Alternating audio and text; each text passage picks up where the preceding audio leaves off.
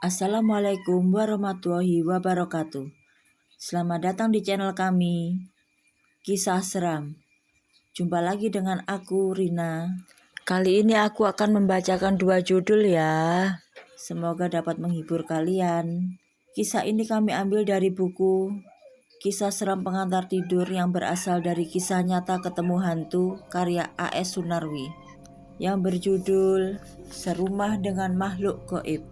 Cerita ini dimulai semenjak kepindahanku bersama ibu dan 2 kakak perempuanku 10 tahun lalu dari kota Semarang ke kota Solo. Sebelumnya, aku bersama Kak Nita terlebih dahulu mencari rumah kontrakan untuk tempat tinggal sementara sambil mencari rumah baru yang bisa kami beli. Setelah berkeliling kota Solo, berikut mencari informasi dari kerabat dan teman-teman yang tinggal di Solo, kami menemukan sebuah rumah yang melebihi harapan kami. Rumah itu asri dan indah sekaligus bersih. Pintu dan jendelanya pun lebar dan luas, bercat putih dan berlantai 2, dilengkapi dengan garasi mobil. Akhirnya kami memutuskan mengontrak rumah ini, sambil mencari rumah lain yang bisa kami beli nantinya. 1 hari, 2 hari, sampai 1 bulan, tidak terjadi apa-apa di rumah kontrakan ini. Kami merasa nyaman tinggal di rumah ini. Namun ketika mendekati bulan kedua, aku mengalami kejadian-kejadian aneh yang di luar akal pikiran. Awalnya aku hanya sering bermimpi buruk. Aku juga pernah mengalami tindihan, seolah ada bayangan besar dan hitam yang menindihku. Dengan napas terengah-engah, aku berusaha bangun sambil membaca doa-doa yang aku ingat. Syukurlah aku bisa bangun. Kejadian semacam ini sering terulang. Mulanya aku menganggap hanya mimpi biasa. Menurut orang Jawa, tindihan terjadi akibat salah posisi saat tidur. Namun, semakin lama aku merasakan ada yang tidak beres dengan rumah kontrakan ini. Pernah aku lihat walau di siang hari sekelebat bayangan anak laki-laki kecil berpakaian putih, lusuh dan kotor, seperti pakaian anak-anak jalanan. Wujudnya seperti anak-anak biasa lainnya, suka berlari-lari dan suka mengintip malu-malu. Ketika hal itu aku ceritakan kepada yang lain, ternyata mereka juga sering mengalami hal-hal yang aneh. Kak Nita pernah marah-marah karena pintu yang sudah digrendel dibuka kembali, digrendel lagi, terbuka lagi, begitu seterusnya. Kak Nita mengira salah satu adiknya yang mengerjainya. Ia kemudian ke kamar kami. Namun semua kamar tertutup rapat, tidak ada tanda-tanda di antara adiknya yang masih bangun.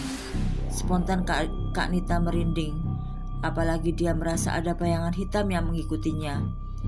Buru-buru Kak Nita membangunkan ibu dan menumpang tidur bersama ibu. Semenjak kejadian tersebut, kami memutuskan satu kamar dipakai buat 2 orang. Aku sekamar bersama ibu, sementara Kak Nita dengan Kak Rania. Seperti biasa, pagi itu aku bersantai di dalam kamar sambil membaca-baca buku. Di rumah juga ada Kak Nita dan Kak Rania yang sedang sibuk menyiapkan masakan di ruang dapur belakang. Tapi aku merasa di belakangku berkelebat bayangan. Aku kira itu bayangan kakakku yang tengah mondar-mandir dari ruangan makan ke dapur.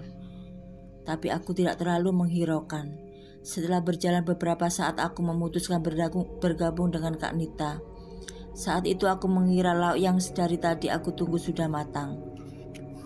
"Kak, aku lapar, sudah matang belum masakannya?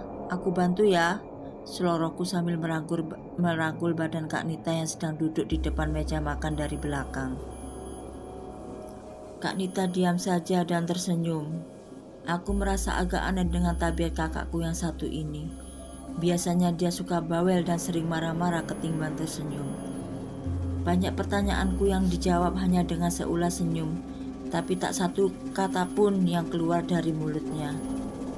"Tumben Kak Nita lembut sekali," kataku dalam hati.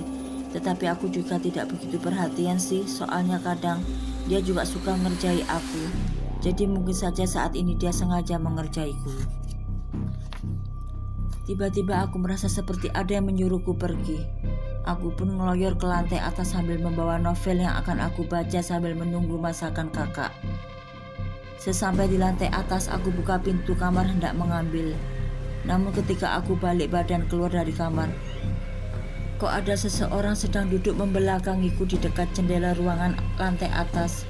Loh, kok ada Kak Nita di sini? Sedang apa, Kak? Emang masakannya sudah selesai? Tegurku. Rona, ngapain kamu nanya-nanya segala? Saut Kak Nita dengan suara kesal. Tadi kan kakak masak di lantai bawah, tanyaku lagi tanpa menghiraukan rasa kesalnya. Dari tadi aku baca koran di sini, cari iklan rumah yang mau dijual. Biar ibu saja yang masak, nanti aku menyusul, jawab Kak Nita. Waduh, jadi yang tadi aku rangkul siapa? Tanyaku dalam hati. Rasa takut tiba-tiba menyergapku sampai wajahku pucat. Ada apa, Rona? Mengapa wajahmu jadi pucat begitu? Tanya Kak Nita sambil memegang tanganku. Loh, tanganmu juga dingin begini, ada apa? Akhirnya aku ceritakan yang aku lakukan di lantai bawah tadi. Kak Nita ikut bergidik mendengar ceritaku. Padahal Kak Nita terkenal paling berani di antara kami. Kami lantas menceritakan pengalaman ini ke ibu. Tapi ibu bilang agar kami tidak usah takut. Selama iman kita kepada Allah Subhanahu wa Ta'ala kuat, kita pasti dilindungi olehnya, kata ibu. Sejak kejadian itu, kami sekeluarga jadi tambah giat bersembahyang dan tidak pernah lupa berdoa sebelum tidur. Namun kejadian demi kejadian masih sering bermunculan seperti yang dialami oleh Kak Rania, kakak keduaku. Ketika berada di dalam rumah, Kak Rania merasa ada yang mengikutinya kemanapun dia pergi. Sebenarnya dia enggan menceritakan ke kami karena tidak ingin membuat seisi rumah ketakutan. Namun karena aku sudah membukanya, Kak Rania pun menceritakan kisah yang dialaminya. Menurut Kak Rania, saat itu sudah lewat tengah malam, sekitar pukul 1 malam. Kak Rania hendak menunaikan sholat malam seperti yang biasa ia lakukan waktu di rumah kami yang lama. Namun kali ini ia lakukan karena berbagai peristiwa ganjil yang dialaminya. Dia segera membangunkan ibu untuk menemaninya sholat malam. Pernah juga waktu ibu kehilangan kunci lemari, yang menyuruh kami semua anak-anaknya untuk menolong mencari di mana kunci itu, tapi tetap tidak ketemu. Baru keesokan harinya kunci itu tergeletak di lantai atas yang mudah untuk dilihat. Padahal kemarin kami juga mencari ke tempat ini dan sama sekali tidak ada.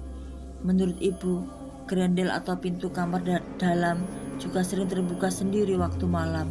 Namun ibu tidak pernah mau menceritakan kejadian-kejadian aneh tersebut kalau kami tidak memintanya. Kejadian demi kejadian terus berlanjut sampai 4 bulan kami tinggal di rumah itu. Lama-kelamaan kami merasa sudah semakin terbiasa dengan kejadian aneh dan ganjil tersebut dan berusaha menerimanya dengan tabah dan tawakal. Ada juga tetangga yang menasihati kami untuk pindah saja dari rumah itu. Ada juga yang menawari untuk mengusir hantu-hantu itu dari rumah kami.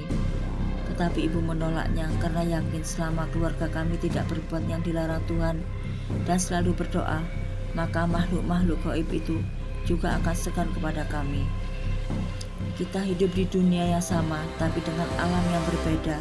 Satu di alam nyata dan yang satu di alam halus atau alam gaib. Jadi seharusnya tidak saling mengganggu satu sama lain, kata ibu. Benar juga, setelah adanya saling pengertian itu, kejadian aneh di rumah kami mulai berkurang. Kami sekeluarga pun mengucapkan syukur kepada Tuhan karena bisa melewati percobaan ini.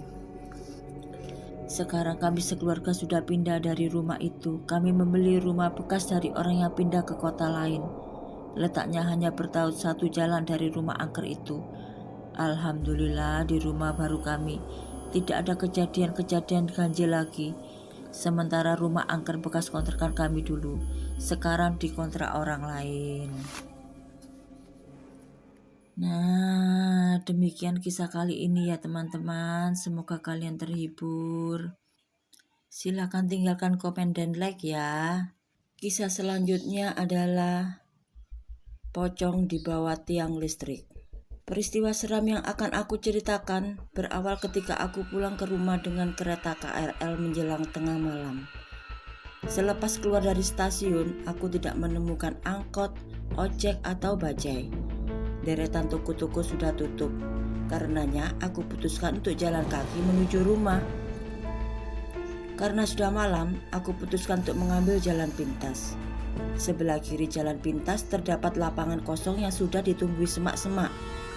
Sementara sebelah kanannya terdapat hamparan kebun pisang yang sekian lama tidak diurus oleh pemiliknya. Saat melewati jalan pintas yang gelap itu, aku merasa kesadaranku semakin lama semakin hilang. Sontak aku berpikir bahwa banyak makhluk halus yang tengah menyaksikan perjalananku. Perasaanku semakin gusar, namun kegusaranku itu tidak bertahan lama. Sesudah melihat lampu penerangan jalan umum yang dipasang di tiang listrik di ujung jalan. Menjelang sampai di tiang listrik dengan lampu kuning kepucatan itu, aku menyaksikan hantu pocong dengan wajah lelaki yang telah keriput. Kedua matanya yang merah menyala menatapku sangat tajam. Aku mundur beberapa langkah untuk melafalkan doa-doa. Dalam sekejap hantu itu lenyap bersama munculnya asap tipis yang berbau anjir. Dengan langkah berat, aku mencoba perjalanan cepat menuju rumahku yang tinggal beberapa meter. Setiba di rumah, hantu pocong itu terus membayang di pelupuk mata. Hingga semalam aku tak dapat tidur. Bayangan hantu itu serupa berkelebatan di setiap dinding atau di bawah langit kamar tidurku. Keesokan harinya, aku ceritakan tentang peristiwa munculnya hantu pocong di bawah tiang listrik itu kepada orang pintar yang tinggal tidak jauh dari rumahku.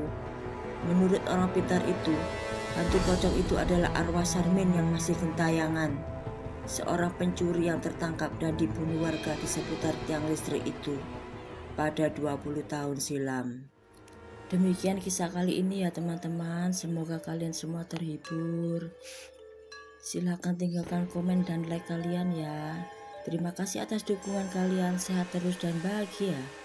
Assalamualaikum warahmatullahi wabarakatuh.